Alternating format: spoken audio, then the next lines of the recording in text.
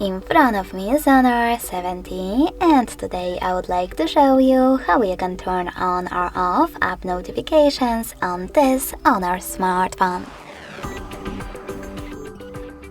First of all, go into Settings.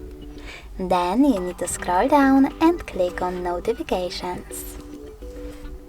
Then tap on Manage All and click on the switcher next to an app from which you want to block them. In my case, Booking.com. As you can see, after that, all notifications from Booking are disabled, but you can always enable them by tapping on the same No Gray switcher. If you wish to, you can also go back, tap on all of your apps over here, and manage all notifications by tapping on the switcher next to Allow Notifications.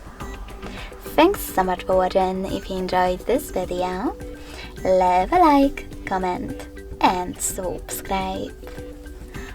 Bye!